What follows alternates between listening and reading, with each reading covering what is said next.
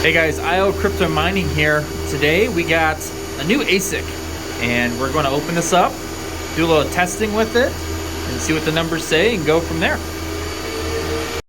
Alright guys, so now it's opened. Here's what we got. It is a M30S Plus. It's the 102 terahash model and this is brand new in the box. I got it from kaboomracks.com. And actually, they don't even know I'm making this video. So I bought it just like anyone else. And just gonna do a little review on it. See what we think. I have not seen any of the reviews on this unit. At least I haven't seen any in English. How's that? So we're gonna see what we get, see what numbers we get, and kind of go from there. But this thing it's slick, it's brand new. It came with a cable. This is a C20 to a C19. Don't quote me on that, but I'm pretty sure that's what it is. But it won't fit into my PDU we're gonna use. So I'm gonna have to steal that cord that goes over to this one for today.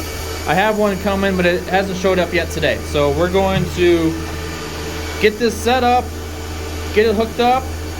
I'll run the numbers, and then we'll meet back here after and discuss what we find, what the profit is on this, and what the cost is every day on this, and kind of go from there.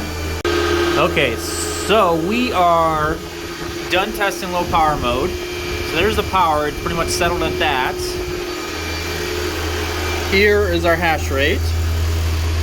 So we're going for 2.5 hours. We're at 95 terahash, and actually, it's shown in two different spots. So this is Foreman, which is the program I use to kind of keep track of all my ASICs. And it's showing the same number, so that's good. It says the power is 2864, but the wall is a little lower. So I don't have a calculator in front of me, but we'll see where we're at. So that's low power mode. Next, we're going to be checking out normal mode and see what that gets us. Oh, and my cable showed up. So now, I can put this cable here. So I can put the longer one here, so I can spin this around the way it's supposed to look, and exhaust this way. I'll take the shorter cord, can put it back on this ASIC, and just get this thing turned back on. So yeah, we're back up and hashing. So, let's go to normal power mode and see what we get. Okay guys, this is normal mode. So there's the power. It's actually gone up a little bit because I turned off the fan so I could talk to you. But it's pulling 110 terahash. And confirming, it's on normal. So, yeah, this is one heck of a miner right here. So yeah, let's switch it over to high power mode. Let's see what we get. And here is high powered mode. There's the power. And as you can see, it's been running for 45 minutes. We get 114 terahash. And yeah, power, it says 3672. So to be honest, that's probably pretty close. Just doing math in my head correctly this time. But yeah, let's go back and look at the spreadsheet and talk about it, and I'll give you my full review. Okay guys, here's the results. So we get the hash rate and power for the low power mode, normal, and high power mode. And so here's our efficiency. So this is kind of what we're looking at. This is kind of the main thing that's going to determine how profitable this is compared to other ASICs in the same price range. So the S19J Pro is at 29.5, and their low power mode, it's more like 25.5 watts per terahash. So we're well behind there. But the main thing you want to look at is, what's the price? If they're going to be roughly the same hash rate, the efficiency is going to determine if this is going to make less money or more money. And so this will be slightly behind, but if the price is a big difference, if it's 10 cents, 15 cents, 20 cents a day difference, it's going to take you quite a while to make up the difference in price that you paid up front. So you got to keep that in mind. And so here's my final results. Here's the monthly profit takeaway I'm going to have. My power costs and then revenue and then profit. So that's where I'm at personally.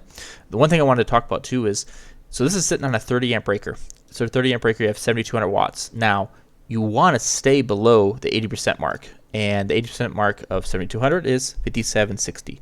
So one of these at low power mode, I'm left with 2886 wattage to play with. So I can get 2 of these on one 30 amp breaker, the same as I can get 2 96 terahash S19J Pros on one breaker, pretty comfortably. So if I got one of these at the same price, I'd put them both on low power mode and be good, and I could have one breaker to take that up, to take the power for both those. So that would be perfect. So that's kind of what you want to look at is, yes, it's taking a lot of power. What else can I put on that same 30 amp? What do you have that can fit on there, and you want to still fit underneath that 80% mark? So overall, the ASIC, I like it. I think it's great. It is a little touch louder than the S19J Pros, and I think it's because the fan is bigger and it actually spins at a higher RPM.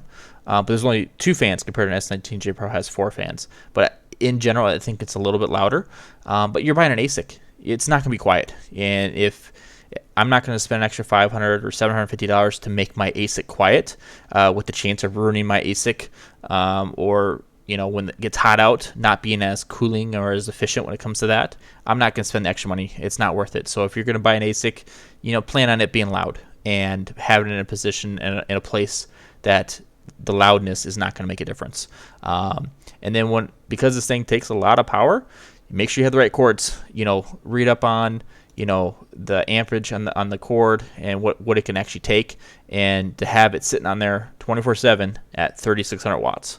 So that's kind of the overall. I would buy one of these tomorrow if I could get it at the same price.